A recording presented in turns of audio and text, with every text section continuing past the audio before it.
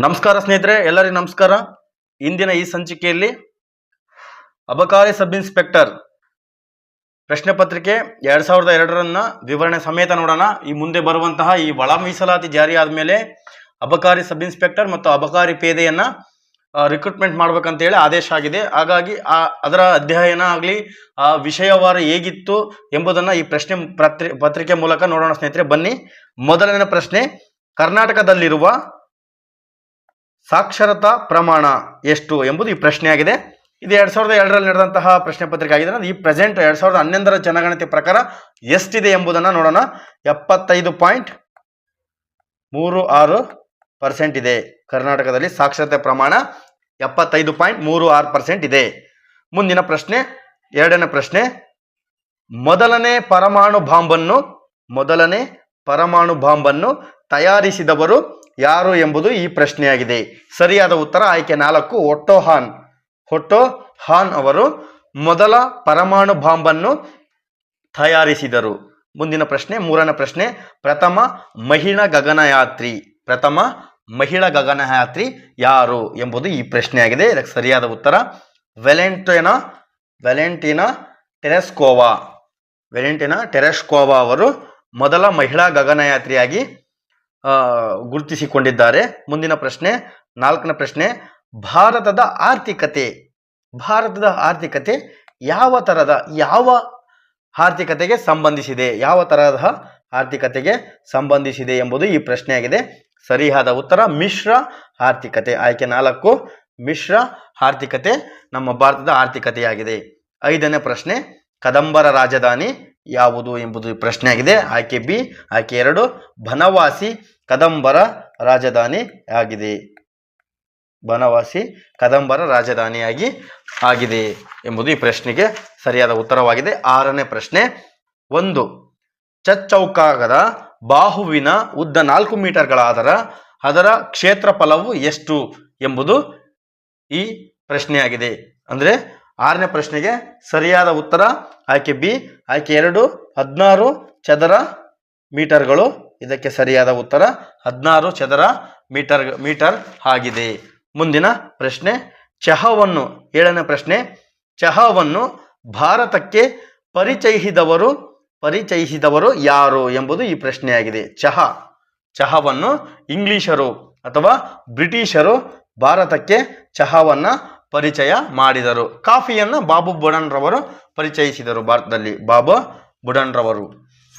ಎಂಟನೇ ಪ್ರಶ್ನೆ, attorney general ರವನ್ನ ನೇಮಕ ಮಾಡುವವರು ಯಾರು ಎಂಬುದು ಈ ಪ್ರಶ್ನೆಯಾಗಿದೆ. 76ನೇ ವಿಧಿ ಪ್ರಕಾರ, ಇದು ನೆನಪಿರಲಿ ಸ್ನೇಹಿತರೆ, 76ನೇ ವಿಧಿ ಪ್ರಕಾರ, ಅದು ವಿಧಿ ಅಡಿಯಲ್ಲಿ ಭಾರತದ ರಾಷ್ಟ್ರಪತಿಗಳು ಅಟಾರ್ನಿ ಜನರಲ್ ರವರನ್ನ ನೇಮಕ ಮಾಡುತ್ತಾರೆ. ಸರಿಯಾದ ಉತ್ತರ ಇದಾಗಿದೆ. ಹಾಗಾದರೆ ಪ್ರಸ್ತುತ ಯಾರಿದ್ದಾರೆ ಅಟಾರ್ನಿ ಜನರಲ್ ಅಂದರೆ ನೆನ್ಪಿಟ್ಕೊಳ್ಳಿ ಸ್ನೇಹಿತರೆ, ಚೇಂಜ್ ಆಗ್ಬೋದು. ವೆಂಕಟರಮಣಿರವರು ಅಟಾರ್ನಿ ಜನರಲ್ ಆಗಿ ಕರ್ತವ್ಯ ಅಥವಾ ಕಾರ್ಯನಿರ್ವಹಿಸುತ್ತಿದ್ದಾರೆ. ಮುಂದಿನ ಪ್ರಶ್ನೆ, 9ನೇ ಪ್ರಶ್ನೆ, ಒಂದು ಕಂಪ್ಯೂಟರ್ನಲ್ಲಿ ಮಾಹಿತಿಯನ್ನು ಶೇಖರಿಸಿ ಇಡುವ ಜಾಗಕ್ಕೆ ಡ್ಯಾಶ್ ಎನ್ನುತ್ತಾರೆ.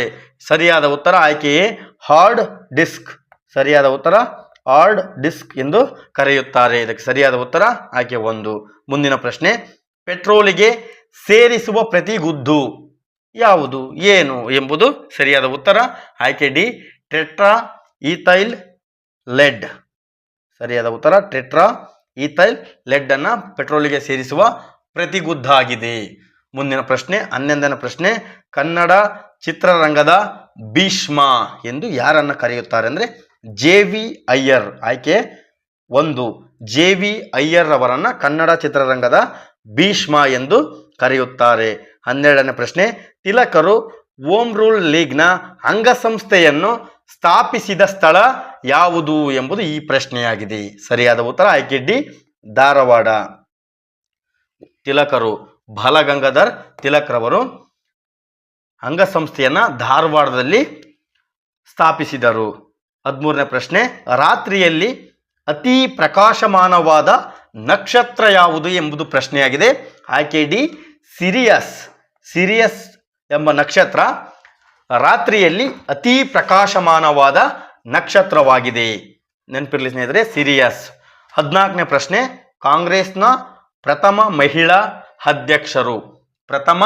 ಮಹಿಳಾ ಅಧ್ಯಕ್ಷರು ಯಾರು ಎಂಬುದು ಪ್ರಶ್ನೆಯಾಗಿದೆ. First women president of Indian national Congress ಎಂಬುದು ಈ ಪ್ರಶ್ನೆಯಾಗಿದೆ.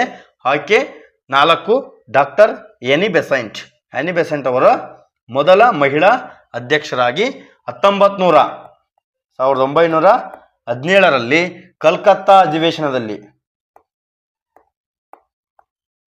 ಕಲ್ಕತ್ತಾ ಅಧಿವೇಶನದಲ್ಲಿ ಅಧ್ಯಕ್ಷತೆಯನ್ನ ವಹಿಸಿರುತ್ತಾರೆ.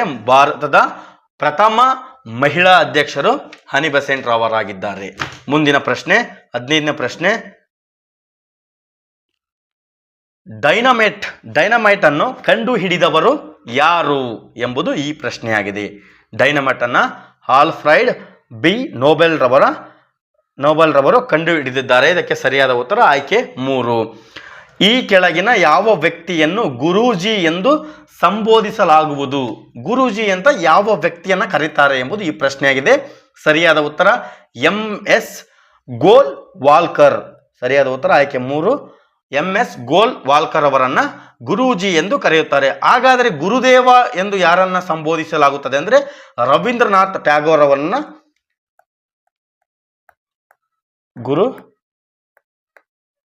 ಗುರುದೇವ ಎಂದು ಕರೆಯುತ್ತಾರೆ.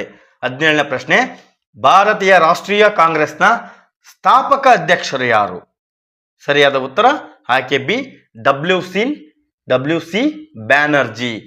1885ರಲ್ಲಿ ಸ್ಥಾಪನೆ ಆಯಿತು. ಉಮೇಶ್ ಚಂದ್ರ ಬ್ಯಾನರ್ಜಿ, WC ಬ್ಯಾನರ್ಜಿ ಅವರು ಕಾಂಗ್ರೆಸ್ನ ಸ್ಥಾಪಕ ಅಧ್ಯಕ್ಷರಾಗಿದ್ದಾರೆ.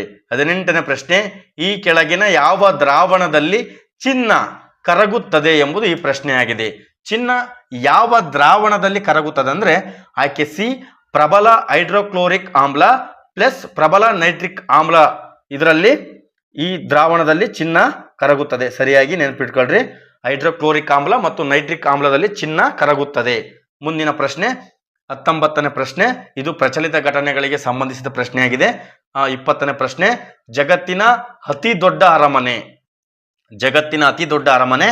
ಬಕಿಂಗ್ಹ್ಯಾಮ್ ಪ್ಯಾಲೇಸ್ ಜಗತ್ತಿನ ಅತಿ ದೊಡ್ಡ ಅರಮನೆಯಾಗಿದೆ. 20ನೇ ಪ್ರಶ್ನೆ. 21ನೇ ಪ್ರಶ್ನೆ, ದಿಲ್ಲಿಯ ಕೆಂಪು ಕೋಟೆಯನ್ನ ಕಟ್ಟಿದವರು ಯಾರು ಎಂಬುದು ಈ ಪ್ರಶ್ನೆಯಾಗಿದೆ. ಇದು ಐತಿಹಾಸಿಕ ಮೊಘಲ್ ಕೋಟೆಯಾಗಿದ್ದು ಇದನ್ನ ಶಹಜಹಾನ್ ರವರು ನಿರ್ಮಿಸಿದರು. ಯಾರು? ಶಹಜಹಾನ್ ರವರು 1639ರಲ್ಲಿ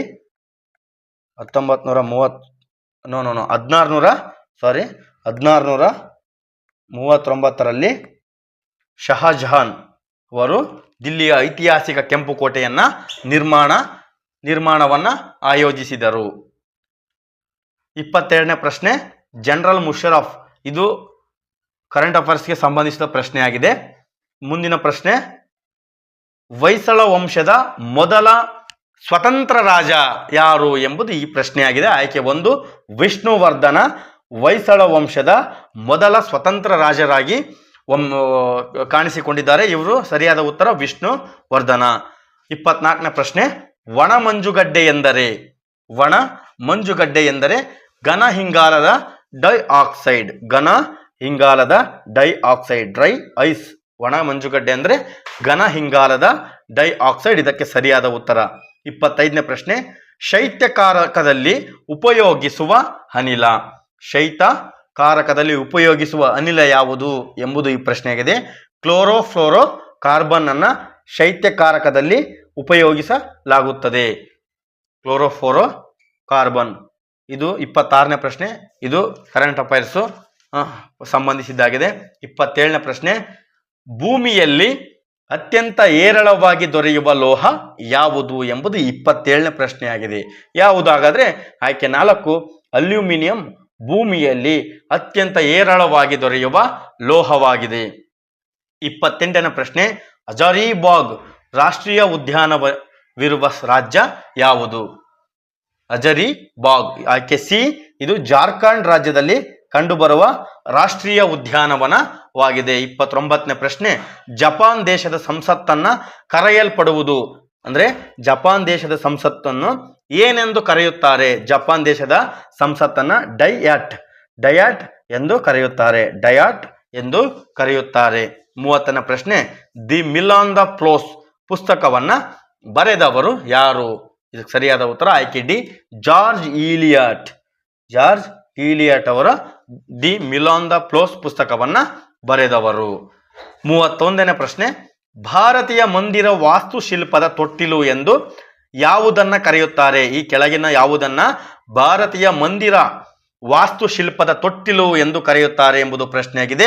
ಸರಿಯಾದ ಉತ್ತರ ಆಯ್ಕೆ ಡಿ, ಐಹೊಳೆಯನ್ನ ವಾಸ್ತುಶಿಲ್ಪದ ತೊಟ್ಟಿಲು ಎಂದು ಕರೆಯುತ್ತಾರೆ. 32ನೇ ಪ್ರಶ್ನೆ, ಓಜೋನ್ ಇದರ ಒಂದು ರೂಪ. ಓಜೋನು ಯಾವುದರ ರೂಪ ಎಂಬುದು ಓ3 ಯಾವುದರ ಒಂದು ರೂಪ ಎಂಬುದು ಈ ಪ್ರಶ್ನೆ ಆಗಿದೆ. ಇದು ಆಮ್ಲಜನಕದ ಒಂದು ರೂಪವಾಗಿದೆ. ಓಜೋನ್ ಆಮ್ಲಜನಕದ ಒಂದು ರೂಪ.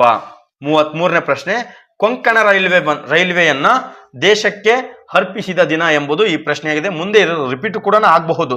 ಇದು ಜನವರಿ 26, 1998ರಲ್ಲಿ ಕೊಂಕಣ ರೈಲ್ವೆಯನ್ನ ದೇಶಕ್ಕೆ ಸಮರ್ಪಣೆ ಮಾಡಲಾಯಿತು. ಮುಂದಿನ ಪ್ರಶ್ನೆ ತುಂಬಾ ಇಂಪಾರ್ಟೆಂಟು. ಇದು ಬಹಳ ಸರಿ ಪುನರಾವರ್ತಿತ ರಿಪಿಟೇಟೆಡ್ ಆಗಿದೆ. ಇದು ಕೇಂದ್ರೀಯ ಔಷಧ ಸಂಶೋಧನಾ ಸಂಸ್ಥೆ ಇರುವ ಸ್ಥಳ ಯಾವುದು? ಕೇಂದ್ರೀಯ ಸೆಂಟ್ರಲ್ ಔಷಧ ಸಂಶೋಧನಾ ಸಂಸ್ಥೆ ಎಲ್ಲಿ ಕಂಡು ಬರುತ್ತದೆ ಎಂಬುದು ಈ ಪ್ರಶ್ನೆಯಾಗಿದೆ. ಇದು ಲಕ್ನೋದಲ್ಲಿ ಈ ಸಂಶೋಧನಾ ಸಂಸ್ಥೆ ಕಂಡು ಬರುತ್ತದೆ. 35ನೇ ಪ್ರಶ್ನೆ, ಈ ಕೆಳಗಿನ ಯಾವ ಪಕ್ಷಿಗೆ ರೆಕ್ಕೆಗಳಿಲ್ಲ? ಯಾವ ಪಕ್ಷಿಗೆ ರೆಕ್ಕೆ ಇಲ್ಲ ಎಂಬುದು ಈ ಪ್ರಶ್ನೆಯಾಗಿದೆ. ಇದಕ್ಕೆ ಸರಿಯಾದ ಉತ್ತರ ಆಯ್ಕೆ ಬಿ, ಕಿವಿ. ಇದು ನ್ಯೂಜಿಲೆಂಡ್ ದೇಶದ ಪಕ್ಷ ಕಿವಿ. ಇದಕ್ಕೆ ರೆಕ್ಕೆಗಳು ಕಂಡು ಬರುವುದಿಲ್ಲ. 36ನೇ ಪ್ರಶ್ನೆ, ಇದು ಪ್ರಚಲಿತ ಘಟನೆಗೆ ಸಂಬಂಧಿಸಿದೆ. 37ನೇ ಪ್ರಶ್ನೆ, ಹಸಿರು ಕ್ರಾಂತಿ ನಡೆದದ್ದು ಎಲ್ಲಿ ಅಥವಾ ಇಲ್ಲಿ? ಯಾವ ರಾಜ್ಯದಲ್ಲಿ ಹಸಿರು ಕ್ರಾಂತಿ ನಡೆಯಿತು ಎಂಬುದು ಈ ಪ್ರಶ್ನೆಯಾಗಿದೆ. ಸರಿಯಾದ ಉತ್ತರ ಪಂಜಾಬ್ ಮತ್ತು ಹರಿಯಾಣ. ಆಯ್ಕೆ 3, ಪಂಜಾಬ್ ಮತ್ತು ಹರಿಯಾಣ ರಾಜ್ಯದಲ್ಲಿ ಹಸಿರು ಕ್ರಾಂತಿ ನಡೆಯಿತು. ಹಾಗಾದ್ರೆ ಹಸಿರು ಕ್ರಾಂತಿಯ ಪಿತಾಮಹ ಯಾರು? ಎಂ.ಎಸ್. ಸ್ವಾಮಿನಾಥನ್ ಅವರನ್ನ ಹಸಿರು ಕ್ರಾಂತಿಯ ಪಿತಾಮಹ ಎಂದು ಕರೆಯುತ್ತಾರೆ. 38ನೇ ಪ್ರಶ್ನೆ, ದಕ್ಷಿಣ ಭಾರತದ ಮ್ಯಾಂಚೆಸ್ಟರ್ ಎಂದು ಕರೆಯಲ್ಪಡುವ ನಗರ ಯಾವುದು ಎಂಬುದು ಈ ಪ್ರಶ್ನೆಯಾಗಿದೆ. 38ನೇ ಪ್ರಶ್ನೆಗೆ ಸರಿಯಾದ ಉತ್ತರ ಆಯ್ಕೆ ಡಿ, ಕೊಯಮತ್ತೂರನ್ನ ದಕ್ಷಿಣ ಭಾರತದ ಮ್ಯಾಂಚೆಸ್ಟರ್ ಎಂದು ಕರೆಯಲ್ಪಡುತ್ತಾರೆ. 39ನೇ ಪ್ರಶ್ನೆ, ಬ್ರಿಟಿಷ್ ಸಂಸತ್ತನ್ನು ಪ್ರವೇಶಿಸಿದ ಪ್ರಥಮ ಭಾರತೀಯ ಯಾರು? ಬ್ರಿಟಿಷ್ ಪಾರ್ಲಿಮೆಂಟ್ನನ್ನ ಪ್ರವೇಶ ಮಾಡಿದಂತಹ ಪ್ರಥಮ ಭಾರತೀಯರು ಯಾರು ಎಂಬುದು ಈ ಪ್ರಶ್ನೆಯಾಗಿದೆ. ವೆರಿ ಇಂಪಾರ್ಟೆಂಟ್ ಇದು. ದಾದಾಬಾಯಿ ನವರೋಜಿ ಅವರು ಬ್ರಿಟಿಷ್ ಪಾರ್ಲಿಮೆಂಟ್ಗೆ ಪ್ರವೇಶ ಮಾಡ್ತಾರೆ ಪ್ರಥಮವಾಗಿ. ಸರಿಯಾದ ಉತ್ತರ ದಾದಾಬಾಯಿ ನವರೋಜಿ. 40ನೇ ಪ್ರಶ್ನೆ, ಈ ಕೆಳಗಿನ ಇದು ಕೂಡ ಕರೆಂಟ್ ಅಫೇರ್ಸ್ಗೆ ಸಂಬಂಧಿಸಿದ ಪ್ರಶ್ನೆಯಾಗಿದೆ. 41ನೇ ಪ್ರಶ್ನೆ, ಇದರ ಉತ್ಪಾದನೆಯಲ್ಲಿ ಕರ್ನಾಟಕ ಭಾರತದಲ್ಲಿ ಪ್ರಥಮ ಸ್ಥಾನದಲ್ಲಿದೆ. ಯಾವುದರ ಉತ್ಪಾದನೆ? ಚಹಾ, ಇದು ಅಸ್ಸಾಮು, ಇದಕ್ಕೆ ಸಂಬಂಧಪಡಲ್ಲ.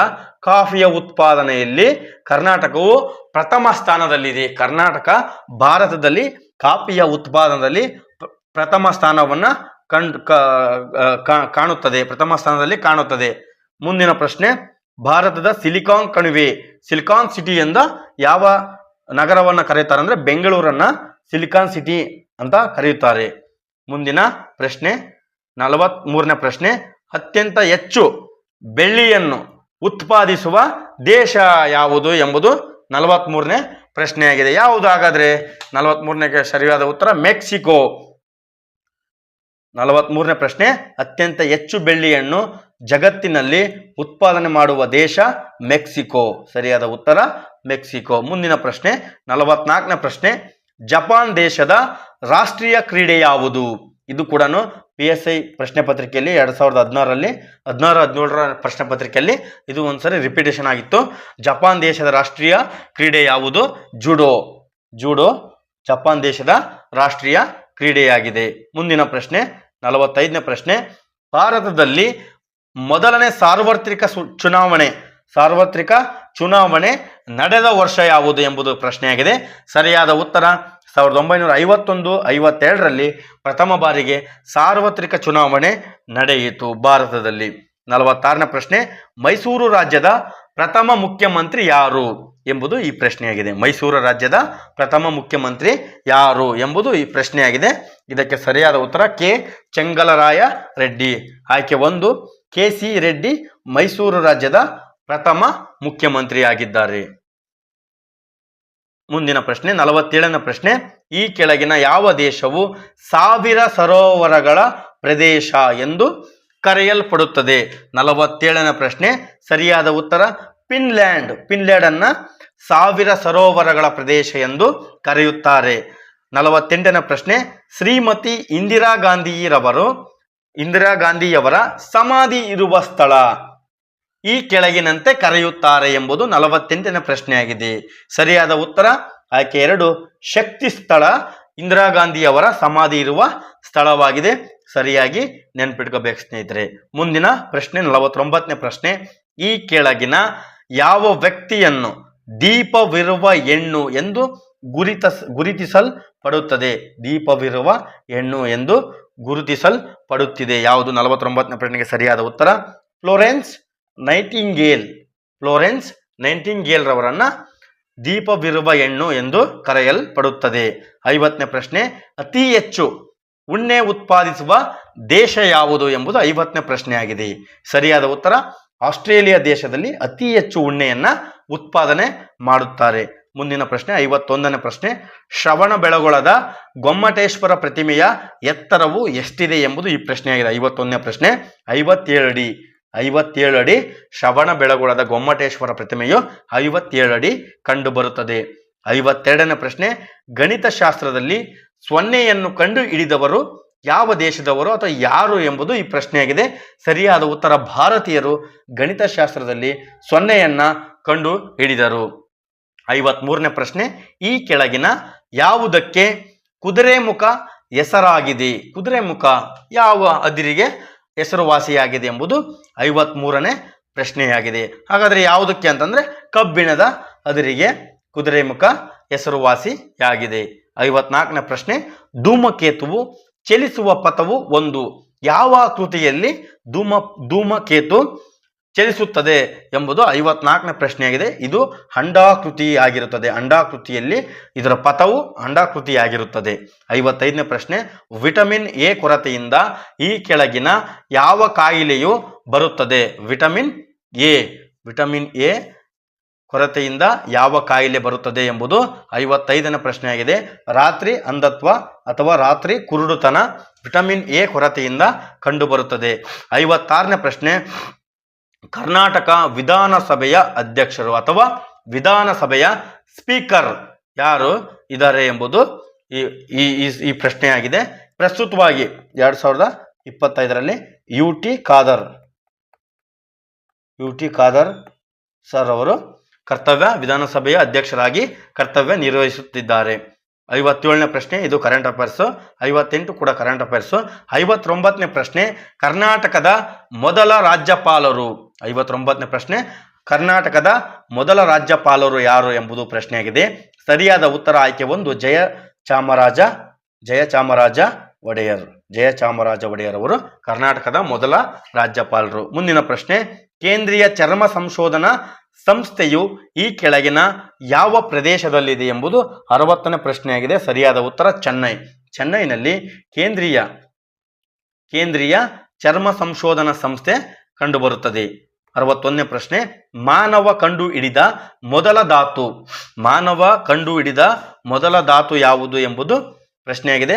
ಆಯ್ಕೆ 3 ತಾಮ್ರವು ಮಾನವ ಕಂಡುಹಿಡಿದ ಮೊದಲ ಧಾತುವಾಗಿದೆ. 62ನೇ ಪ್ರಶ್ನೆ, ಈ ಕೆಳಗಿನ ಯಾವ ರಾಜ್ಯವು ಬಾರ್ಲಿಯನ್ನು ಉತ್ಪಾದಿಸುತ್ತಿಲ್ಲ ಎಂಬುದು 62ನೇ ಪ್ರಶ್ನೆಯಾಗಿದೆ. ಕರ್ನಾಟಕದಲ್ಲಿ ಬಾರ್ಲಿಯನ್ನು ಉತ್ಪಾದಿಸುವುದಿಲ್ಲ ಎಂಬುದು 2002ರಲ್ಲಾಗಿತ್ತು. ಪ್ರಸ್ತುತವಾಗಿ ಕೆಲವೊಂದು ಭಾಗದಲ್ಲಿ ಉತ್ಪಾದನೆ ಮಾಡ್ತಾರೆ ಎಂಬುದು ಕೆಲವೊಂದು ಪುಸ್ತಕದಲ್ಲಿ ಮೆನ್ಷನ್ ಮಾಡಿದ್ದಾರೆ. ನೋಡೋಣ, ಅದೇನು ಕ್ಲಿಯರ್ ಮಾಡ್ಕೊಳ್ಳೋಣ. ಮುಂದಿನ ಪ್ರಶ್ನೆ 63ನೇ ಪ್ರಶ್ನೆ, ಹಾಕಿ ತಂಡದಲ್ಲಿ ಎಷ್ಟು ಜನ ಆಟಗಾರರು ಇರುತ್ತಾರೆ ಎಂಬುದು 63ನೇ ಪ್ರಶ್ನೆ. ಆಯ್ಕೆ ಸಿ 11 ಜನ. ಒಂದು ತಂಡದಲ್ಲಿ ಒಟ್ಟು 11 ಜನ ಆಟಗಾರರು ಇರುತ್ತಾರೆ. 65ನೇ ಪ್ರಶ್ನೆ, ಸಾಮಾನ್ಯವಾಗಿ ಒಬ್ಬ ಮನುಷ್ಯನ ರಕ್ತದ ಒತ್ತಡವು ಎಷ್ಟಿರುತ್ತದೆ ಎಂಬುದು 64ನೇ ಪ್ರಶ್ನೆ. 120/80. 120/80 ಮನುಷ್ಯನ ರಕ್ತದ ಒತ್ತಡವಾಗಿದೆ. 65ನೇ ಪ್ರಶ್ನೆ, ಈ ಕೆಳಗಿನ ಯಾವುದಕ್ಕೆ ಅತ್ಯಂತ ಸಣ್ಣ ಜೀವಕೋಶವಿದೆ? ಅತ್ಯಂತ ಚಿಕ್ಕ ಜೀವಕೋಶ ನಾವು ಕೆಳಗಿನವುಗಳಲ್ಲಿ ಯಾವುದರಲ್ಲಿ ಕಾಣಬಹುದು ಎಂಬುದು 65ನೇ ಪ್ರಶ್ನೆ. ವೈರಸ್ನಲ್ಲಿ ಅತ್ಯಂತ ಸೂಕ್ಷ್ಮ ಅಥವಾ ಸಣ್ಣ ಜೀವಕೋಶವನ್ನು ನಾವು ಕಾಣಬಹುದು. ಮುಂದಿನ ಪ್ರಶ್ನೆ 66ನೇ ಪ್ರಶ್ನೆ, ಯಾವ ವಿಟಮಿನ್ ಕಿತ್ತಳೆ ಹಣ್ಣುಗಳಲ್ಲಿ ಲಭ್ಯವಿರುತ್ತದೆ? ಯಾವ ವಿಟಮಿನ್ ನಾವು ಕಿತ್ತಳೆ ಹಣ್ಣಲ್ಲಿ ಕಾಣಬಹುದು ಎಂಬುದು ಈ ಪ್ರಶ್ನೆಯಾಗಿದೆ. ಆಯ್ಕೆ 3, ವಿಟಮಿನ್ ಸಿ ಯಲ್ಲಿ ನಾವು ಕಿತ್ತಳೆ ಅಥವಾ ನಿಂಬೆ ಅಥವಾ ಹುಳಿ ಅಂಶ ಏನಿದೆ ವಿಟಮಿನ್ ಸಿ ಯಲ್ಲಿ ಕಂಡು ಬರುತ್ತದೆ. ಹಾಗಾಗಿ ಸರಿಯಾದ ಉತ್ತರ ಆಯ್ಕೆ 3. 67ನೇ ಪ್ರಶ್ನೆ, ಸ್ಪಾರ್ಕ್ ಪ್ಲಗ್ಗಳು ಇರುವ ಯಂತ್ರ. ಯಾವ ಯಂತ್ರ ಅಥವಾ ಯಾವ ಇಂಜಿನ್ನಲ್ಲಿ ಸ್ಪಾರ್ಕ್ ಪ್ಲಗ್ಗಳನ್ನು ನಾವು ಕಾಣಬಹುದು ಎಂಬುದು ಈ ಪ್ರಶ್ನೆಯಾಗಿದೆ. ಪೆಟ್ರೋಲ್ ಇಂಜಿನ್ನಲ್ಲಿ ನಾವು ಸ್ಪಾರ್ಕ್ ಪ್ಲಗ್ಗಳನ್ನು ಕಾಣಬಹುದು. 68ನೇ ಪ್ರಶ್ನೆ, ಇದು ಮಹಾಭಾರತಕ್ಕೆ ಸಂಬಂಧಿಸಿದ ಪ್ರಶ್ನೆ. ಮಹಾಭಾರತದಲ್ಲಿ ಧರ್ಮಪುತ್ರ ಎಂಬ ಹೆಸರುಳ್ಳವನು ಯಾರು ಎಂಬುದು ಪ್ರಶ್ನೆಯಾಗಿದೆ. ಆಯ್ಕೆ 4, ಯುಧಿಷ್ಠಿರ. ಯುಧಿಷ್ಠಿರವರು ಮಹಾಭಾರತದಲ್ಲಿ ಧರ್ಮಪುತ್ರ ಎಂಬ ಹೆಸರನ್ನ ಪಡೆದುಕೊಂಡಿರುತ್ತಾರೆ.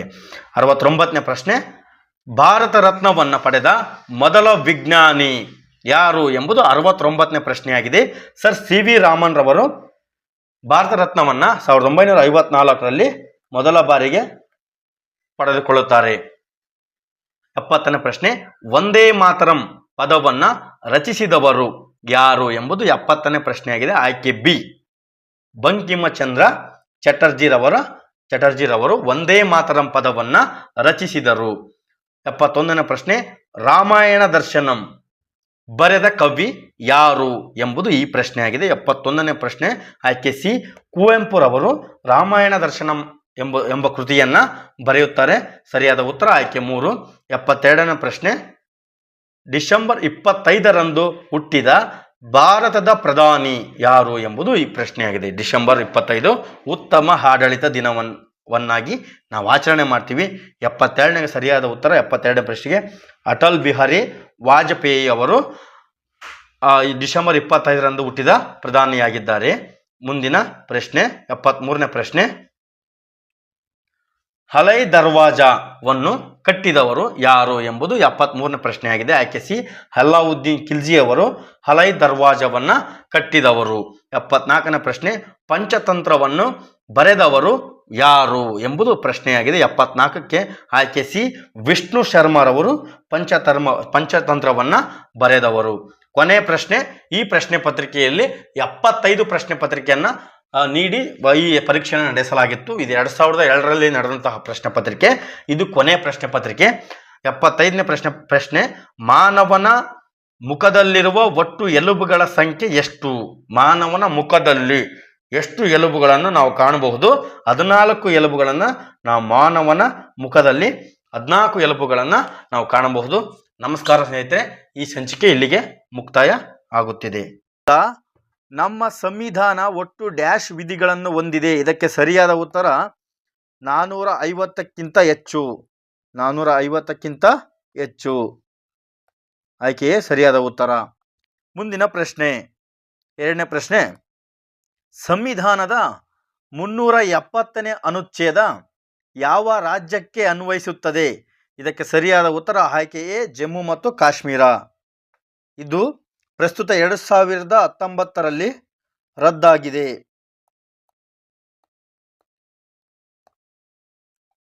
ಮುಂದಿನ ಪ್ರಶ್ನೆ,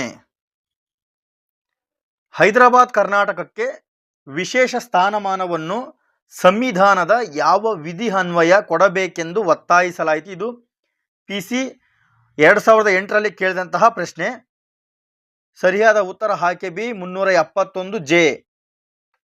ಈ 371J ವಿಶೇಷ ಸ್ಥಾನಮಾನವನ್ನು ಒಟ್ಟು 7 ಜಿಲ್ಲೆಗಳು ಪಡೆದುಕೊಳ್ಳುತ್ತವೆ.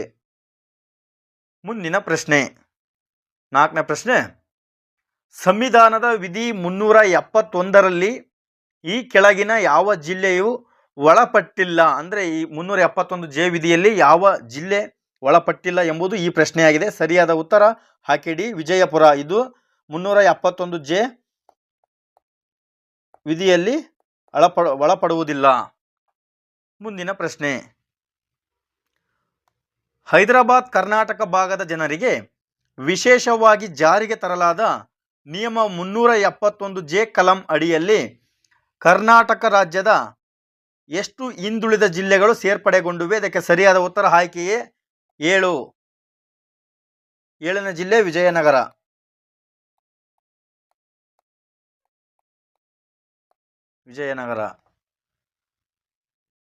ನೆಕ್ಸ್ಟ್ ಕ್ವಶನ್, ಭಾರತ ಸಂವಿಧಾನದ ಯಾವ ಆರ್ಟಿಕಲ್ನಲ್ಲಿ ಸಿಟಿಜನ್ಶಿಪ್ ಬಗ್ಗೆ ಇದೆ?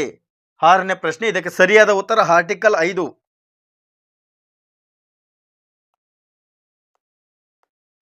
ಸಮಾನತೆಯ ಹಕ್ಕನ್ನು ಪ್ರತಿಪಾದಿಸಿದ ವಿಧಿ ಯಾವುದು? ಸರಿಯಾದ ಉತ್ತರ ಆಯ್ಕೆ ಬಿ 14ನೇ ವಿಧಿ, ಸಮಾನತೆ ಹಕ್ಕುಗಳಿಗೆ ಸಂಬಂಧಿಸಿದೆ. ನೆಕ್ಸ್ಟ್ ಕ್ವಶನ್, ಇತ್ತೀಚೆಗೆ ಭಾರತ ಸಂವಿಧಾನದಿಂದ ಜಮ್ಮು ಮತ್ತು ಕಾಶ್ಮೀರಕ್ಕೆ ವಿಶೇಷ ಸ್ಥಾನಮಾನ ಕೊಟ್ಟ ಆರ್ಟಿಕಲ್ ಅನ್ನು ತೆಗೆದಿದೆ. ಈ ಆರ್ಟಿಕಲ್ ಇದು ಸರಿಯಾದ ಉತ್ತರ. ಇದು ನಿಮಗೆಲ್ಲ ಗೊತ್ತಿರಬೇಕು ಸ್ನೇಹಿತರೆ. ಆರ್ಟಿಕಲ್ 370 ಇದನ್ನು ತೆಗೆದುಹಾಕಿದೆ. 2019ರಲ್ಲಿ ಇದನ್ನು ತೆಗೆದುಹಾಕಲಾಗಿದೆ. ನೆಕ್ಸ್ಟ್ ಕ್ವಶನ್, ಜೀವನ ಮತ್ತು ಸ್ವಾತಂತ್ರ್ಯದ ಹಕ್ಕು, right to life and liberty, ಇದನ್ನು ಡ್ಯಾಶ್ನಲ್ಲಿ ಖಾತ್ರಿಪಡಿಸಲಾಗಿದೆ. ಇದಕ್ಕೆ ಸರಿಯಾದ ಉತ್ತರ ಆಯ್ಕೆ ಡಿ ಸಂವಿಧಾನದ 21ನೇ ಲೇಖನದಲ್ಲಿ. ಸಂವಿಧಾನದ 21ನೇ ಲೇಖನದಲ್ಲಿ ಇದು ಮೂಲಭೂತ ಹಕ್ಕಿನಲ್ಲಿ ಕಂಡುಬರುತ್ತದೆ. ಭಾರತ ಸಂವಿಧಾನದ 1ನೇ ವಿಧಿಯು ಭಾರತವನ್ನು ಏನೆಂದು ಕರೆಯುತ್ತದೆ? ಇದು PC KSISF 2018ರಲ್ಲಿ ಕೇಳಿದಂಥ ಪ್ರಶ್ನೆ. ಸರಿಯಾದ ಉತ್ತರ ಯೂನಿಯನ್ ಆಫ್ ಸ್ಟೇಟ್ಸ್. 1ನೇ ವಿಧಿಯು ಭಾರತವನ್ನು ಯೂನಿಯನ್ ಆಫ್ ಸ್ಟೇಟ್ಸ್, ಭಾರತವು ರಾಜ್ಯಗಳ ಒಕ್ಕೂಟ, ರಾಜ್ಯಗಳ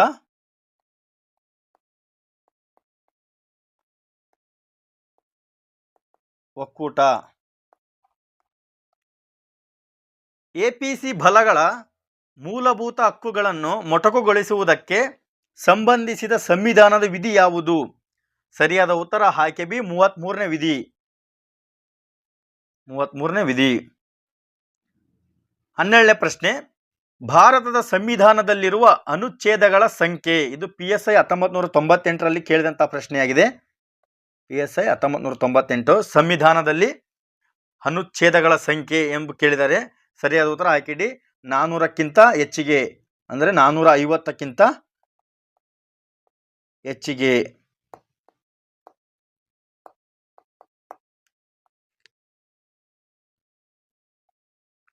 13ನೇ ಪ್ರಶ್ನೆ, ಈ ಕೆಳಗಿನವುಗಳಲ್ಲಿ ಯಾವುದು ಸರಿ? ಇದು PC KSRP 2020ರಲ್ಲಿ ಕೇಳಿದಂಥ ಪ್ರಶ್ನೆಯಾಗಿದೆ. ಸರಿಯಾದ ಉತ್ತರ ಇವುಗಳಲ್ಲಿ ಎಲ್ಲವೂ ಸರಿ ಇದೆ. 14 ಸಮಾನತೆಯ ಕಾನೂನು ಮುಂದೆ ಸಮಾನರು, 15 ಲಿಂಗ ಮತ್ತು ಜಾತಿ ಜನಾಂಗ ತಾರತಮ್ಯ ಮಾಡುವಂತಿಲ್ಲ, 16 ಸಾರ್ವಜನಿಕ ಹುದ್ದೆ ಪಡೆಯುವಲ್ಲಿ ಎಲ್ಲರೂ ಸಮಾನರು ಎಂಬುದನ್ನು ಹೇಳುತ್ತದೆ. 14ನೇ ಪ್ರಶ್ನೆ, ಪಟ್ಟಿ 1ನ್ನು ಪಟ್ಟಿ 2ರ ಜೊತೆ ಹೊಂದಿಸಿ ಹಾಗೂ ಸರಿಯಾದ ಉತ್ತರವಿರುವ ಸಂಕೇತವನ್ನು ಹಾರಿಸಿ ಎಂಬುದು ಈ ಪ್ರಶ್ನೆಯಾಗಿದೆ. ಇದಕ್ಕೆ ಸರಿಯಾದ ಉತ್ತರ ಅನುಚ್ಛೇದ 1. ಇದು ಭಾರತದ ರಾಷ್ಟ್ರಪತಿಯ ಚುನಾವಣೆಯ ಬಗ್ಗೆ ಹೇಳುತ್ತದೆ. ಅನುಚ್ಛೇದ 75 ಇದು ಪ್ರಧಾನಮಂತ್ರಿ ಹಾಗೂ ಇತರ ಮಂತ್ರಿಮಂಡಲದ ಸದಸ್ಯರ ನೇಮಕಾತಿ ಬಗ್ಗೆ ಹೇಳುತ್ತದೆ. ಅನುಚ್ಛೇದ 155 ಇದು ರಾಜ್ಯಪಾಲರ ನೇಮಕಾತಿ ಬಗ್ಗೆ ಹೇಳುತ್ತದೆ. 164 ರಾಜ್ಯದ ಮುಖ್ಯಮಂತ್ರಿ ಹಾಗೂ ಮಂತ್ರಿಮಂಡಲದ ಸದಸ್ಯರ ನೇಮಕಾತಿ ಬಗ್ಗೆ ತಿಳಿಸಿಕೊಡುತ್ತದೆ. ಇದು ಸರಿಯಾದ ಉತ್ತರ ಆಯ್ಕೆ 1ಕ್ಕೆ ಎ, 2ಕ್ಕೆ ಬಿ, 3ಕ್ಕೆ ಸಿ, 4ಕ್ಕೆ ಡಿ. ಇದಕ್ಕೆ ನೇರ ಉತ್ತರವಾಗಿದೆ. ಮುಂದಿನ ಪ್ರಶ್ನೆ 15ನೇ ಪ್ರಶ್ನೆ, ಭಾರತ ಸಂವಿಧಾನದ ಯಾವ ಅನುಚ್ಛೇದವು ಮಾಧ್ಯಮಗಳಿಗೆ ವಾರ್ತೆಗಳನ್ನು ಪ್ರಸಾರ ಮಾಡುವ ಅವಕಾಶ ನೀಡಿದೆ? PSI 2020ರಲ್ಲಿ ಕೇಳಿದಂತಹ ಪ್ರಶ್ನೆಯಾಗಿದೆ. ಇದಕ್ಕೆ ಸರಿಯಾದ ಉತ್ತರ ಅನುಸೂಚಿ 19 ಎ, ಅನುಸೂಚಿ 19. ಮುಂದಿನ ಪ್ರಶ್ನೆ, ಭಾರತದ ಸಂವಿಧಾನದ ಯಾವ ಆರ್ಟಿಕಲ್ ರಾಜ್ಯವನ್ನು ವ್ಯಾಖ್ಯಾನಿಸುತ್ತದೆ? ರಾಜ್ಯವನ್ನು ವ್ಯಾಖ್ಯಾನಿಸುತ್ತದೆ. ಸರಿಯಾದ ಉತ್ತರ ಆರ್ಟಿಕಲ್ 12. ಆರ್ಟಿಕಲ್ 12 ರಾಜ್ಯವನ್ನು ವ್ಯಾಖ್ಯಾನಿಸುತ್ತದೆ. ಇದು PSI KSRP 2020ರಲ್ಲಿ ಕೇಳಿದಂಥ ಪ್ರಶ್ನೆಯಾಗಿದೆ. 17ನೇ ಪ್ರಶ್ನೆ, ಆಸ್ತಿಯ ಹಕ್ಕು ಈಗ ಏನಾಗಿದೆ ಅಂದರೆ ಕಾನೂನಿನ ಹಕ್ಕು. ಆಯ್ಕೆಯೇ ಕಾನೂನಿನ ಹಕ್ಕಾಗಿದೆ. 18ನೇ ಪ್ರಶ್ನೆ, ಭಾರತ ಸಂವಿಧಾನದ ಈ ಕೆಳಗಿನ ಅನುಚ್ಛೇದ ಹೈದರಾಬಾದ್ ಕರ್ನಾಟಕ ಪ್ರದೇಶದ ಅಭ್ಯರ್ಥಿಗಳಿಗೆ ಸರ್ಕಾರಿ ಉದ್ಯೋಗಗಳಲ್ಲಿ ಹಾಗೂ ಶೈಕ್ಷಣಿಕ ಸಂಸ್ಥೆಗಳಲ್ಲಿ ಮೀಸಲಾತಿ ಬಗ್ಗೆ ವಿವರಿಸುತ್ತದೆ. ಇದು PSI 2014ರಲ್ಲಿ ನಡೆದಂತಹ ಪ್ರಶ್ನೆ. ಇದಕ್ಕೆ ಸರಿಯಾದ ಉತ್ತರ ಡಿ, ಅನುಚ್ಛೇದ 371J. ಸರಿಯಾದ ಉತ್ತರ 371J. ನೆಕ್ಸ್ಟ್ ಕ್ವಶನ್, ಭಾರತ ಸಂವಿಧಾನದ 17ನೇ ವಿಧಿಯು, ಇದು ನೋಡ್ರಿ ಬಹಳ ಇಂಪಾರ್ಟೆಂಟ್, ತುಂಬಾ ಪರೀಕ್ಷೆಗಳಲ್ಲಿ ಇದು ಪುನರಾವರ್ತಿತವಾಗಿರುವಂತಹ ಪ್ರಶ್ನೆ ಯಾವ್ದಾರು ಇದ್ರೆ ಇದೇ ಪ್ರಶ್ನೆ ತುಂಬಾ ಪರೀಕ್ಷೆಗಳಲ್ಲಿ ಪುನರಾವರ್ತಿತ ಆಗಿದೆ. ಇದನ್ನ ನಾವು ಯಾವ ಟೈಮಲ್ಲಿ ಹೆಂಗ ಬೇಕಾದ್ರೂ ಪ್ರಶ್ನೆ ಕೇಳಿದ್ರು ನಾವು ಸರಿಯಾಗಿ ನೆನ್ಪಿಟ್ಕೋಬೇಕು ಇದನ್ನ. ಇದಕ್ಕೆ ಸರಿಯಾದ ಉತ್ತರ ಆಯ್ಕೆ ಸಿ, ಅಸ್ಪೃಶ್ಯತೆಯನ್ನು ನಿವಾರಣೆ ನೀಡುತ್ತದೆ. ಆಯ್ಕೆ ಸಿ, ಅಸ್ಪೃಶ್ಯತೆಯನ್ನು ನಿವಾರಣೆ ನೀಡುತ್ತದೆ ಸಂವಿಧಾನದ 17ನೇ ವಿಧಿ. 20ನೇ ಪ್ರಶ್ನೆ, ಮತ್ತೊಮ್ಮೆ ರಿಪೀಟ್ ಆಗಿದೆ ಈ ಪ್ರಶ್ನೆ. ಇದು RSA 2020ರಲ್ಲಿ ಕೇಳಿದಂಥ ಪ್ರಶ್ನೆ. ಸಂವಿಧಾನದ 370ನೇ ವಿಧಿಯು ಯಾವುದಕ್ಕೆ ಸಂಬಂಧಿಸಿದೆ? ಸಂವಿಧಾನದ 370ನೇ ವಿಧಿ ಇದು ರದ್ದಾಗಿದೆ ಅಂತ ಹೇಳಿದೆಲ್ಲ. ಆಯ್ಕೆ ಡಿ, ಜಮ್ಮು ಮತ್ತು ಕಾಶ್ಮೀರದ ವಿಶೇಷ ದರ್ಜೆಗೆ ಸಂಬಂಧಿಸಿದ್ದು 2019ರಲ್ಲಿ ರದ್ದು ಮಾಡಲಾಯಿತು. ಮುಂದಿನ ಪ್ರಶ್ನೆ, ಆರ್ಟಿಕಲ್ ಅಥವಾ ಲೇಖನ 352ರ ಅಡಿಯಲ್ಲಿ ಈ ಕೆಳಗಿನವುಗಳಲ್ಲಿ ಯಾವುದು ತುರ್ತು ಪರಿಸ್ಥಿತಿ ಘೋಷಣೆಗೆ ಆಧಾರವಾಗಿಲ್ಲ? ಅಂದರೆ ಇದರಲ್ಲಿ ಯಾವುದು ಆಧಾರವಾಗಿಲ್ಲ ಎಂಬುದು ಈ ಪ್ರಶ್ನೆಯಾಗಿದೆ. ಈ ಸಶಸ್ತ್ರ ದಂಗೆ, ಕೋಮುಗಲಭೆ, ಯುದ್ಧ, ಬಾಹ್ಯ ಆಕ್ರಮಣಶೀಲತೆ ಇದರೊಳಗೆ ಯಾವುದು ಆಧಾರವಾಗಿಲ್ಲ ಅಂತಂದ್ರೆ ಕೋಮುಗಲಭೆ. ಆಯ್ಕೆ ಬಿ, ಕೋಮುಗಲಭೆ ಇದು 352ರ ಅಡಿಯಲ್ಲಿ ತುರ್ತು ಪರಿಸ್ಥಿತಿ ಘೋಷಣೆಗೆ ಆಧಾರವಾಗಿಲ್ಲ. 22ನೇ ಪ್ರಶ್ನೆ, ಲೇಖನ ಅಥವಾ ಆರ್ಟಿಕಲ್ 44 ಡ್ಯಾಶ್ಗೆ ಸಂಬಂಧಿಸಿದೆ. 44ನೇ ಆರ್ಟಿಕಲ್ಲು ಡ್ಯಾಶ್ಗೆ ಸಂಬಂಧಿಸಿದೆ. ಇದು ಈ ಸದ್ಯ ಸುದ್ದಿಯಲ್ಲಿದೆ. ಇದು ಆಯ್ಕೆ ಡಿ, ಏಕರೂಪ ನಾಗರಿಕ ಸಂಹಿತೆ, ಯೂನಿಫಾರ್ಮ್ ಸಿವಿಲ್ ಕೋಡ್. 23ನೇ ಪ್ರಶ್ನೆ, ಭಾರತದ ಸಂವಿಧಾನದ ಯಾವ ಆರ್ಟಿಕಲ್ ಮೂಲಭೂತ ಕರ್ತವ್ಯಗಳನ್ನು ನಿರ್ವಹಿಸುತ್ತದೆ? ಮೂಲಭೂತ ಕರ್ತವ್ಯಗಳನ್ನು ನಿರ್ವಹಿಸುತ್ತದೆ ಆರ್ಟಿಕಲ್ 51A. 51A ಮೂಲಭೂತ ಕರ್ತವ್ಯಗಳನ್ನು ನಿರ್ವಹಿಸುತ್ತದೆ. ನೆಕ್ಸ್ಟ್ ಕ್ವಶನ್, ಸಂವಿಧಾನದಲ್ಲಿನ ಯಾವ ಅನುಚ್ಛೇದಗಳು ನಮ್ಮ ದೇಶದಲ್ಲಿ ಚುನಾವಣಾ ವ್ಯವಸ್ಥೆಯ ನಿಬಂಧನೆಗಳನ್ನು ಬಗ್ಗೆ ವಿವರಿಸುತ್ತದೆ? ಇದಕ್ಕೆ ಸರಿಯಾದ ಉತ್ತರ 24ನೇ ಪ್ರಶ್ನೆಗೆ ಅನುಚ್ಛೇದ 324ರಿಂದ 329. ಆಯ್ಕೆ ಬಿ, ಸರಿಯಾದ ಉತ್ತರ ಆಯ್ಕೆ ಬಿ ಆಗಿದೆ. ಮುಂದಿನ ಪ್ರಶ್ನೆ 25ನೇ ಪ್ರಶ್ನೆ, ಈ ಕೆಳಗಿನವುಗಳನ್ನು ಸರಿಯಾಗಿ ಹೊಂದಿಸಿ ಎಂಬುದು ಎಕ್ಸೈಸ್ ಸಬ್ ಇನ್ಸ್ಪೆಕ್ಟರ್ 2013ರಲ್ಲಿ ಕೇಳಿದಂಥ ಪ್ರಶ್ನೆಯಾಗಿದೆ. ಈ ಕೆಳಗಿನವುಗಳಲ್ಲಿ ಸರಿಯಾಗಿ ಹೊಂದಿಸಿ. ಎ, 312ನೇ ಅನುಚ್ಛೇದ, ಇದು ಅಖಿಲ ಭಾರತ ಸೇವೆಗಳಿಗೆ ಸಂಬಂಧಿಸಿದೆ. ಬಿ, 368 ಸಂವಿಧಾನದ ತಿದ್ದುಪಡಿ, ಎಲ್ಲರಿಗೂ ಗೊತ್ತಿರುವಂತಹ ಪ್ರಶ್ನೆಯಾಗಿದೆ ಇದು. ಸಿ, 131 ಇದು ಸರ್ವೋಚ್ಚ ನ್ಯಾಯಾಲಯದ ಮೂಲ ಅಧಿಕಾರ ವ್ಯಾಪ್ತಿಗೆ ಸಂಬಂಧಿಸಿದೆ. ಇದು 280ನೇ ಅನುಚ್ಛೇದ ಹಣಕಾಸು ಆಯೋಗದ ಸ್ಥಾಪನೆ ಬಗ್ಗೆ ತಿಳಿಸಿಕೊಡುತ್ತದೆ. ಸರಿಯಾಗಿ ನೆನಪಿಟ್ಕೋಬೇಕು ಸ್ನೇಹಿತರೆ ಇವು 4. ಮುಂದಿನ ಪ್ರಶ್ನೆ 26ನೇ ಪ್ರಶ್ನೆ, ಭಾರತ ಸಂವಿಧಾನದ ಯಾವ ವಿಧಿಯನ್ನು ಸಂವಿಧಾನದ ಆತ್ಮ ಮತ್ತು ಹೃದಯ ಎಂದು ಕರೆಯುತ್ತಾರೆ? ಇದು ಇಂಪಾರ್ಟೆಂಟ್ ಸ್ನೇಹಿತರೆ. ಇದು ನೋಡ್ರಿ, KS 1999 ಮತ್ತು KS 2005, ಜೈಲರ್ 2011 ಈ 3 ಪರೀಕ್ಷೆಗಳಲ್ಲಿ ಕೇಳಿರುವಂತಹ ಪ್ರಶ್ನೆಯಾಗಿದೆ. ಸರಿಯಾದ ಉತ್ತರ ಆಯ್ಕೆ ಬಿ, 32ನೇ ವಿಧಿಯನ್ನು ಸಂವಿಧಾನದ ಆತ್ಮ ಅಥವಾ ಹೃದಯ ಎಂದು ಕರೆಯುತ್ತಾರೆ. ಯಾವ ವಿಧಿಯ ಪ್ರಕಾರ ರಾಷ್ಟ್ರಪತಿಗಳು ಸುಗ್ರೀವಾಜ್ಞೆಗಳನ್ನು ಹೊರಡಿಸುವ ಅಧಿಕಾರ ಹೊಂದಿದ್ದಾರೆ? ಇದಕ್ಕೆ ಸರಿಯಾದ ಉತ್ತರ ಆಯ್ಕೆಯೇ 123ನೇ ವಿಧಿ. ಸರಿಯಾಗಿ ನೆನಪಿಟ್ಕೊಳ್ಬೇಕು ಸ್ನೇಹಿತರೆ, ಇದನ್ನು 123ನೇ ವಿಧಿಯು ರಾಷ್ಟ್ರಪತಿಗಳು ಸುಗ್ರೀವಾಜ್ಞೆಗಳನ್ನು ಹೊರಡಿಸುವ ಅಧಿಕಾರ ಈ 123ನೇ ವಿಧಿಯಲ್ಲಿ ಕಂಡುಬರುತ್ತದೆ. 28ನೇ ಪ್ರಶ್ನೆ, ಸಂವಿಧಾನದ 80ನೇ ಕಲಂನ ಮೇರೆಗೆ ರಾಜ್ಯಸಭೆಗೆ ನಿಗದಿಪಡಿಸಲಾಗಿರುವ ಸದಸ್ಯರ ಸಂಖ್ಯೆ. ಇದು ಎಕ್ಸೈಸ್ PC 2017ರಲ್ಲಿ ಕೇಳಿದಂಥ ಪರೀಕ್ಷೆಯಲ್ಲಿ ಕೇಳಿದಂಥ ಪ್ರಶ್ನೆಯಾಗಿದೆ. 80ನೇ ಕಲಂ ಇದು ಕೂಡ ನೆನ್ಪಿಟ್ಕೋಬೇಕು ಸ್ನೇಹಿತರೆ. ಸರಿಯಾದ ಉತ್ತರ ಆಯ್ಕೆ ಡಿ, 250 ಸದಸ್ಯರ ಸಂಖ್ಯೆಯನ್ನು ನಿಗದಿಪಡಿಸಲಾಗಿದೆ. 29ನೇ ಪ್ರಶ್ನೆ, ಭಾರತೀಯ ಸಂವಿಧಾನದ ಯಾವ ಕಲಂ ಭಾರತವನ್ನು ರಾಜ್ಯಗಳ ಒಕ್ಕೂಟವೆಂದು ಘೋಷಿಸಿದೆ? ಸರಿಯಾದ ಉತ್ತರ ಕಲಂ 1. ಕಲಂ 1. ಮುಂದಿನ ಪ್ರಶ್ನೆ 30ನೇ ಪ್ರಶ್ನೆ. ಭಾರತದ ಸಂವಿಧಾನದ 233ನೇ ಕಲಮಿನ ಮೇರೆಗೆ ಜಿಲ್ಲಾ ನ್ಯಾಯಾಧೀಶರು ಇವರಿಂದ ಆಯ್ಕೆಯಾಗುತ್ತಾರೆ. ಜಿಲ್ಲಾ ನ್ಯಾಯಾಧೀಶರು ಯಾರಿಂದ ಆಯ್ಕೆಯಾಗುತ್ತಾರೆ ಎಂಬುದು ಈ ಪ್ರಶ್ನೆಯಾಗಿದೆ. ಸರಿಯಾದ ಉತ್ತರ ಆಯ್ಕೆ ಬಿ, ಉಚ್ಚ ನ್ಯಾಯಾಲಯದ ಸಮಾಲೋಚನೆಯೊಂದಿಗೆ ರಾಜ್ಯಪಾಲರು. ಉಚ್ಚ ನ್ಯಾಯಾಲಯದ ಸಮಾಲೋಚನೆಯೊಂದಿಗೆ ರಾಜ್ಯಪಾಲರು ಜಿಲ್ಲಾ ನ್ಯಾಯಾಧೀಶರನ್ನ ಆಯ್ಕೆ ಮಾಡುತ್ತಾರೆ. 31ನೇ ಪ್ರಶ್ನೆ. ಭಾರತೀಯ ಸಂವಿಧಾನದ 312ನೇ ವಿಧಿಯು ಕೆಳಗೆ ವಿವಿಧ ಸೇವೆಗಳ ಸೃಷ್ಟಿಗೆ ಸಂಬಂಧಿಸಿದಂತೆ ಇದರಲ್ಲಿ ಯಾವುದಕ್ಕೆ ಅವಕಾಶ ಒದಗಿಸಿಲ್ಲ? ಪ್ರಶ್ನೆ ಸರಿಯಾಗಿ ಅರ್ಥ ಮಾಡ್ಕೋಬೇಕು ಸ್ನೇಹಿತರೆ. ಅವಕಾಶ ಒದಗಿಸಿಲ್ಲ KS 2005ರಲ್ಲಿ ಕೇಳಿದಂತಹ ಪ್ರಶ್ನೆಯಾಗಿದೆ. ಇದಕ್ಕೆ ಸರಿಯಾದ ಉತ್ತರ ಆಯ್ಕೆ ಡಿ, ಕೇಂದ್ರಾಡಳಿತ ಪ್ರದೇಶಗಳಿಗೆ ವಿಶೇಷ ಸೇವೆಗಳ ಸೃಷ್ಟಿ. ಇದು ಈ 312ನೇ ವಿಧಿ ಕೆಳಗೆ ಬರುವುದಿಲ್ಲ. ಇದು ಅಖಿಲ ಭಾರತ ನ್ಯಾಯಾಂಗ ಸೇವೆ, ಭಾರತೀಯ ಆಡಳಿತ ಸೇವೆ, ಒಂದು ಅಥವಾ ಹೆಚ್ಚಿನ ಅಖಿಲ ಭಾರತ ಸೇವೆಗಳ ಸೃಷ್ಟಿ, ಈ 3ಕ್ಕೆ ಸಂಬಂಧಿಸಿದೆ. 32ನೇ ಪ್ರಶ್ನೆ.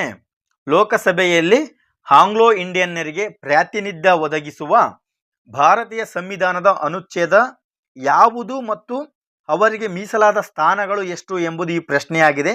ಇದು ಕೂಡ ಇಂಪಾರ್ಟೆಂಟ್ ಪ್ರಶ್ನೆಯಾಗಿದೆ. ಯಾಕೆಂದರೆ ಇದು 2020ರಲ್ಲಿ ರದ್ದಾಗಿದೆ. ಆದ ಕಾರಣ ಇದು ಕೂಡ ಇಂಪಾರ್ಟೆಂಟು.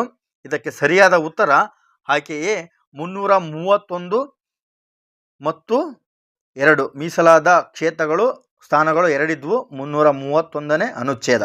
ಇದು 104ನೇ ತಿದ್ದುಪಡಿ ಅನ್ವಯ 2020ರಲ್ಲಿ ರದ್ದಾಗಿತು.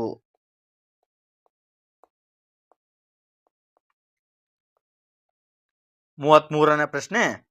ಪಟ್ಟಿ 1 ಸಂವಿಧಾನದ ಅನುಚ್ಛೇದಗಳು ಮತ್ತು ಪಟ್ಟಿ 2 ವಿಷಯಗಳು ಹೊಂದಿಸಿ ಎಂಬುದು ಈ ಪ್ರಶ್ನೆಯಾಗಿದೆ. ಇದನ್ನು ಹೊಂದಿಸಿ ಬರೆಯಬೇಕು ಎಂಬುದು ಈ ಪ್ರಶ್ನೆಯಾಗಿದೆ. ಅನುಚ್ಛೇದ ಇದಕ್ಕೆ ಸರಿಯಾದ ಉತ್ತರ ಅನುಚ್ಛೇದ ಹೇಗೆ ರಾಜ್ಯಪಾಲರನ್ನು ನೇಮಕ ಮಾಡುವ ಅಧಿಕಾರ. ಹಾಗೆ ಅನುಚ್ಛೇದ 201 ಇದು ರಾಜ್ಯಪಾಲರು ರಾಷ್ಟ್ರಪತಿಗಳ ಪರಿಗಣನೆಗಾಗಿ ಕಾಯ್ದಿರಿಸಿರುವ ಮಸೂದೆಗಳು. ಅನುಚ್ಛೇದ 213 ಇದು ಕೆಲವೊಂದು ವಿಷಯಗಳ ಬಗ್ಗೆ ರಾಜ್ಯಪಾಲರಿಗೆ ಸುಗ್ರೀವಾಜ್ಞೆಗಳನ್ನು ಹೊರಡಿಸುವ ರಾಷ್ಟ್ರಪತಿಯು ಸೂಚನೆಯನ್ನು ನೀಡುವ ಬಗ್ಗೆ. ಅನುಚ್ಛೇದ 312 ಇದು ಯಾವುದಕ್ಕೆ ಸಂಬಂಧಪಟ್ಟಿದೆ ಅಂತಂದರೆ ಅಖಿಲ ಭಾರತ ಸೇವೆಗಳಿಗೆ ಇದು ಸಂಬಂಧಿಸಿದೆ. ಮುಂದಿನ ಪ್ರಶ್ನೆ. ಶಿಕ್ಷಣ ಸಂಸ್ಥೆಗಳನ್ನು ಸ್ಥಾಪಿಸುವ ಮತ್ತು ನಡೆಸುವ ಅಲ್ಪಸಂಖ್ಯಾತರ ಹಕ್ಕಿಗೆ ಭಾರತೀಯ ಸಂವಿಧಾನದ ಯಾವ ಅನುಚ್ಛೇದವು ಖಾತರಿ ನೀಡುತ್ತದೆ? ಶಿಕ್ಷಣ ಸಂಸ್ಥೆಗಳನ್ನು ಸ್ಥಾಪಿಸೋದು ಮತ್ತು ನಡೆಸೋದು ಅಲ್ಪಸಂಖ್ಯಾತರ ಹಕ್ಕಿಗೆ ಯಾವ ಅನುಚ್ಛೇದ ಖಾತರಿ ಪಡುತ್ತದೆ ಎಂಬುದು ಈ ಪ್ರಶ್ನೆಯಾಗಿದೆ. ಸರಿಯಾದ ಉತ್ತರ ಅನುಚ್ಛೇದ 30. ಅನುಚ್ಛೇದ 30 ಇದು KS 2005ರಲ್ಲಿ ಕೇಳಿದಂಥ ಪ್ರಶ್ನೆಯಾಗಿದೆ. 35ನೇ ಪ್ರಶ್ನೆ.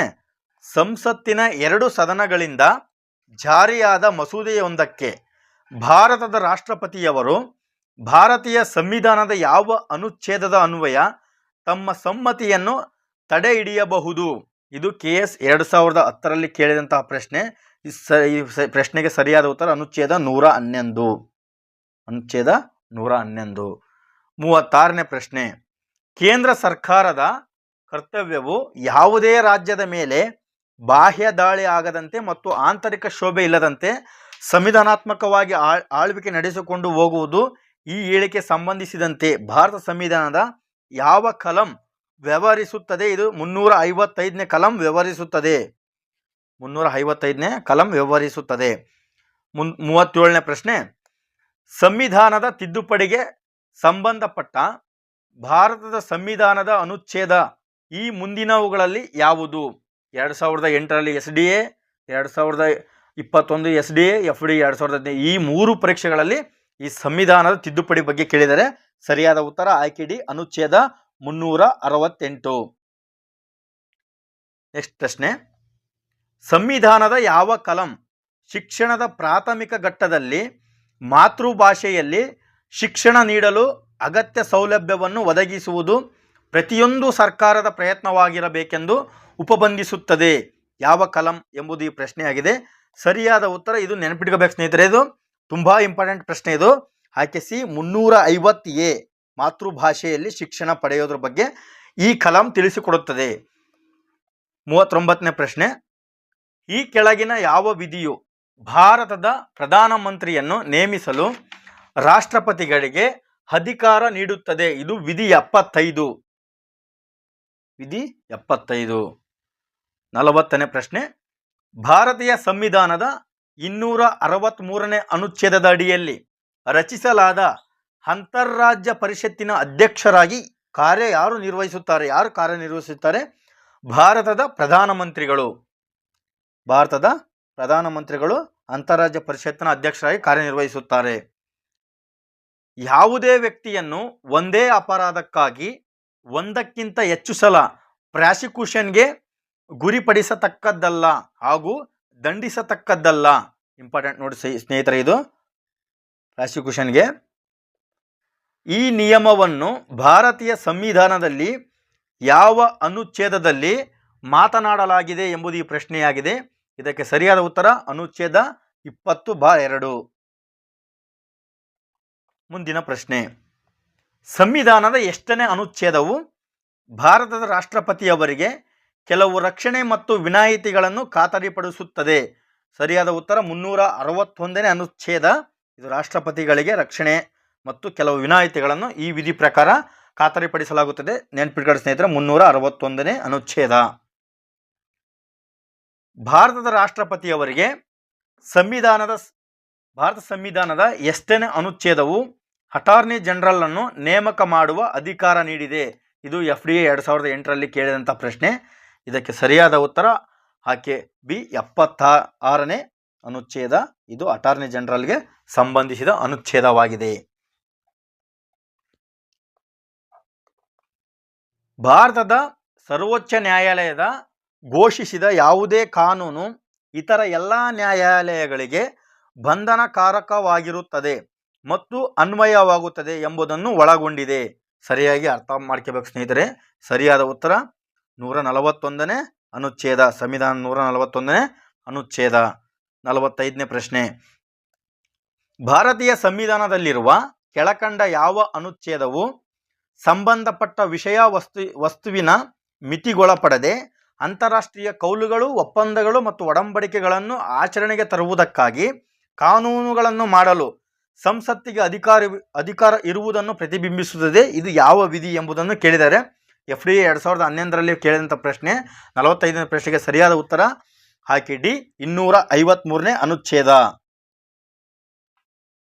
ಮುಂದಿನ ಪ್ರಶ್ನೆ, ಸಂವಿಧಾನದ ಈ ಕೆಳಗಿನ ಯಾವ ಅನುಚ್ಛೇದವು 14 ವರ್ಷಕ್ಕಿಂತ ಕೆಳ ವಯಸ್ಸಿನ ಮಕ್ಕಳನ್ನು ಕಾರ್ಖಾನೆ, ಗಣಿ ಮತ್ತು ಅಥವಾ ಇತರ ಅಪಾಯಕಾರಿ ಉದ್ಯೋಗಗಳಲ್ಲಿ ನೇಮಕ ಮಾಡಿಕೊಳ್ಳುವುದನ್ನು ನಿಷೇಧಿಸುತ್ತದೆ? ಇದು FDA 2011ರಲ್ಲಿ ಕೇಳಿದಂಥ ಪ್ರಶ್ನೆ. ಇದಕ್ಕೆ ಸರಿಯಾದ ಉತ್ತರ ಅನುಚ್ಛೇದ 24. 46ನೇ ಪ್ರಶ್ನೆಗೆ 24 ಅನುಚ್ಛೇದ ಸರಿಯಾದ ಉತ್ತರ.